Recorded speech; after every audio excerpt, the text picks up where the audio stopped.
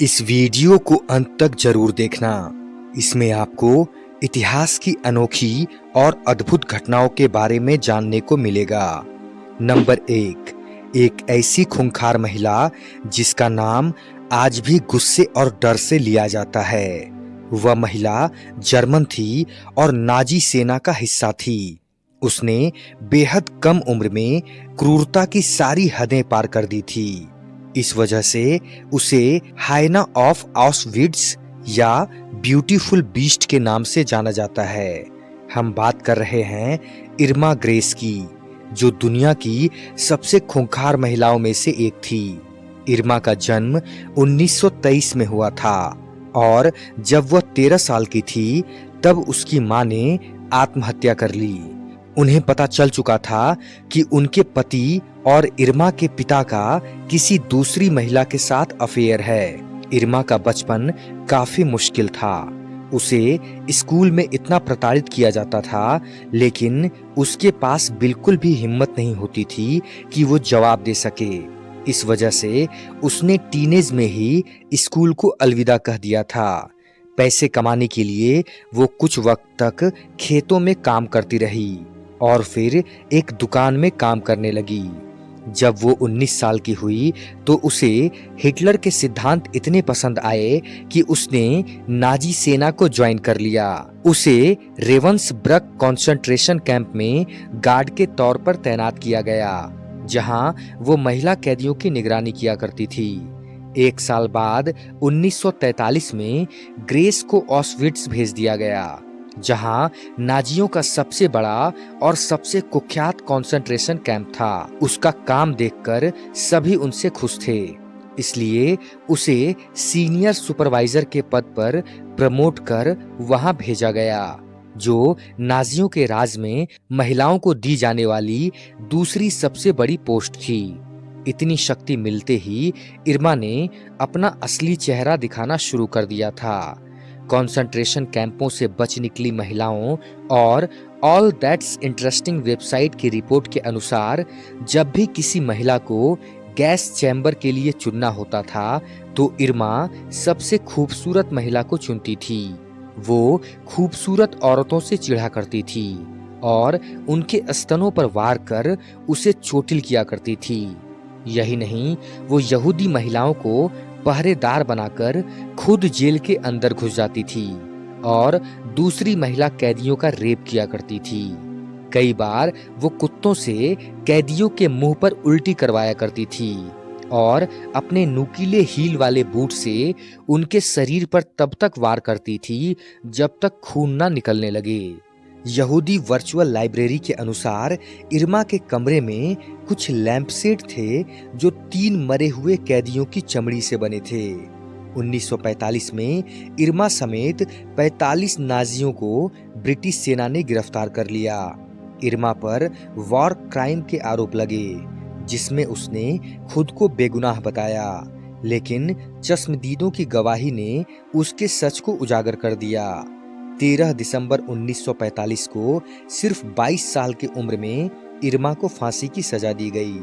वो सबसे कम उम्र की महिला बनी जिसे 20वीं सदी में ब्रिटिश कानून के अंतर्गत फांसी की सजा दी गई थी।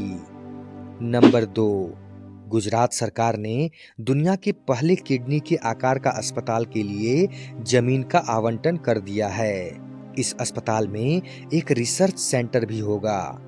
इसमें देश और दुनिया भर के छात्र डॉक्टर शोध कर सकेंगे। इस अस्पताल का नाम बीटी सावनी किडनी हॉस्पिटल होगा। इस अस्पताल के निर्माण का मुख्य उद्देश्य किडनी के अच्छे और आधुनिक इलाज को उपलब्ध कराना है। स्मार्ट सिटी के तहत अहमदाबाद, दिल्ली और विदेश के आर्किटेक्ट किडनी के आकार के ट्विन टावर को बनाएंगे। नंबर 3, एक ऐसा गाना जो आने वाले 639 सालों तक चलता रहेगा। हिंदी सिनेमा हो या फिर किसी दूसरी भारतीय भाषाओं की फिल्में, गानों का चलन काफी पुराना है। गाने फिल्मों की जान होती हैं। आपने फिल्मों में जितने भी गाने सुने होंगे वो नॉर्मली 2 से 3 मिनट तक के होते होंगे। हालांकि गिनीज वर्ल्ड रिकॉर्ड के अनुसार आधिकारिक तौर पर रिलीज हुआ दुनिया का सबसे लंबा गाना 138 घंटे का है, जो असल में श्री रामचरितमानस पर बनाया गया है और ये रिकॉर्ड बनारस के जगदीश पिल्लई के नाम है। पर आपको जानकर हैरानी होगी कि दुनिया में एक ऐसा गाना भी है जो पिछले 23 सालों से बज रहा है और साल 2640 तक बजता रहेगा। असल में ये गाना गाना नहीं बल्कि धुन है, जिसे दुनिया की सबसे लंबी संगीत रचना माना जाता है।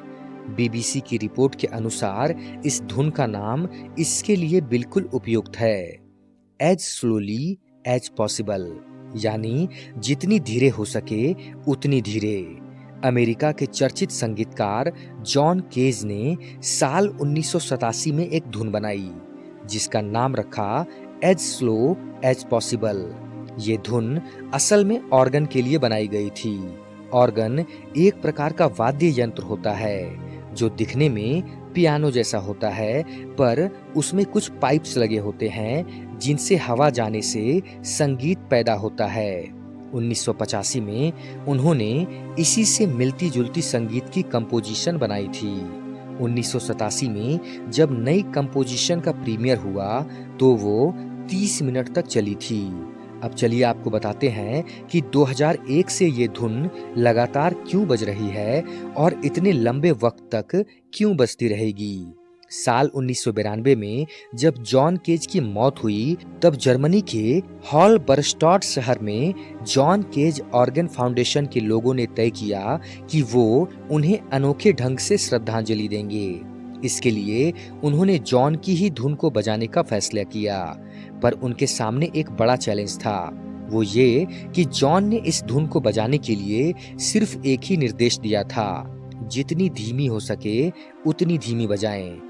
पर कितनी धीमी, इस बारे में उन्होंने कोई निर्देश नहीं दिया था। परफॉर्मेंस से पहले उन्होंने सोचा कि जो भी शख्स ऑर्गन को बजाएगा उसे कभी न कभी बाथरूम जाने की आवश्यकता होगी, या फिर उसे कुछ खाना होगा, या फिर किसी ऐसे व्यक्ति को खोजना होगा जो इस धुन को तब तक बजाता रहे जब तक सीट पर ही बैठे बैठे उसके प्राण न निकल जाएं। इन सारे आइडियाज के बाद एक अलग विचार लोगों के मन में आया। उन्होंने तय किया कि रेत से भरी छोटी पोटली से पियानो की क्रीज को दबाया जाएगा। काफी चर्चाओं के बाद ग्रुप ने तय किया कि ये धुन 639 सालों तक बजेगी। 639 साल इसलिए तय किया गया क्योंकि जर्मनी के इसी शहर में 1361 में पहले 12 टोन वाले गोथिक ऑर्गन का निर्माण शुरू हुआ था। तब से लेकर नए मिलेनियम की शुरुआत यानी साल 2000 के बीच 639 साल गुजरे थे। ऐसे में जॉन केज के संगीत को अगले 639 सालों तक बजाने का फैसला किया गया। शहर की ओर से इस परफॉर्मेंस के लिए एक 11वीं सदी का चर्च बरकार्डी चर्च दान दे दिया गया। वहां पर सारा सेटअप तैयार किया गया और 5 सितंबर 2001 यानी जॉन केज की 89वीं जयंती पर इस परफॉर्मेंस की शुरुआत की गई। नंबर 4, साल 1975 में एक दुर्लभ त्वचा के विकार ने डॉक्टरों को आश्चर्यचकित कर दिया था, जब एक बच्चे के जन्म के बाद उसका रंग नीला पड़ गया। उस नीले रंग की वजह से वह बच्चा और उसके कुछ रिश्तेदार स्मर्फ जैसे दिखने लगे थे। उस बच्चे के परिवार को फुगेट परिवार के नाम से जाना जाता है। इसी परिवार के सदस्य हैं बेन स्टेसी, जो 37 साल के हैं। उनका अनोखा रूप उन पीढ़ियों की इनब्रीडिंग का परिणाम है जो असाधारण तरीकों से अप्रभावी जीनों को मिक्स कर देता है। मिरर की रिपोर्ट के मुताबिक फुगेट परिवार की कहानी साल 1820 में शुरू हुई थी, जब एक फ्रांसीसी अनाथ लड़का मार्टिन फुगेट और एलिजाबेथ स्मार्ट एक साथ एक रिश्ते में आए। मार्टिन को मेथेमोग्लोबिनेमिया नामक एक अत्यंत दुर्लभ आनुवांशिक विकार था, जो दुनिया भर में सिर्फ 0.0035% लोगों को ही प्रभावित करता है। यह विकार खून में ऑक्सीजन के प्रवाह को रोकता है, जिससे त्वचा का रंग नीला और होठ बैंगनी हो जाते हैं। शादी के बाद मार्टिन और एलिजाबेथ के 7 बच्चे हुए, जिसमें से 4 बच्चे इस आनुवांशिक विकार के कारण नीली त्वचा के साथ ही पैदा हुए थे। कहा जाता है कि अगर वे अपने ही परिवार में शादी नहीं करते तो शायद उनके बाद की पीढ़ियों को इस स्थिति का सामना नहीं करना पड़ता। लेकिन चूंकि इस अजीबोगरीब स्थिति की वजह से लोग उनसे दूर भागते थे, इसलिए वो अपना जीवन एकांत में ही बिताते थे। ऐसे में उनके बीच आपस में शादियां करना सामान्य हो गया। रिपोर्ट्स के मुताबिक मार्टिन और एलिजाबेथ के बच्चों में से एक जकारिया ने अपनी चाची से भी शादी कर ली थी, जबकि उनके दूसरे बेटे ने अपनी करीबी चचेरी बहन से ही शादी कर ली। इसी तरह जकारिया के बेटे लेवी ने भी अपनी चचेरी बहन से शादी कर ली थी, जिससे लूना फुगेट का जन्म हुआ। एबीसी न्यूज ने उन्हें अब तक दुनिया में देखी गई सबसे अधिक नीली महिला बताया था। फुगेट परिवार की दिलचस्प कहानी ने 1960 के दशक में केंटुकी यूनिवर्सिटी के रक्त विशेषज्ञ डॉक्टर मेडिसन केविन को काफी आकर्षित किया था, जिसके बाद वह फुगेट परिवार के बाकी सदस्यों को खोजने और उन पर अध्ययन करने के लिए निकल पड़े थे। बाद में डॉक्टर केविन ने पाया कि इस परिवार के सदस्यों के खून में एक महत्वपूर्ण एंजाइम की कमी है और सुझाव दिया कि मेथिलीन ब्लू डाई के इंजेक्शन उनके विकार को दूर करने में मदद कर सकते हैं। हालांकि डाई देने के बाद अविश्वसनीय रूप से उनकी नीली त्वचा कुछ ही दिनों में गायब भी हो गई थी, लेकिन सिर्फ थोड़े समय के लिए। फिर डॉक्टर केविन ने सुझाव दिया था कि परिवार को अपनी स्थिति को नियंत्रित करने के लिए हर दिन मेथिलीन की गोलियां लेनी चाहिए। दोस्तों, वीडियो अच्छी लगी हो तो लाइक करें, कमेंट करें, शेयर करें और चैनल को सब्सक्राइब करके बेल आइकन को प्रेस करके ऑल का ऑप्शन जरूर सेलेक्ट कर दें, जिससे आगे आने वाली वीडियोस आपको समय पर मिल सके।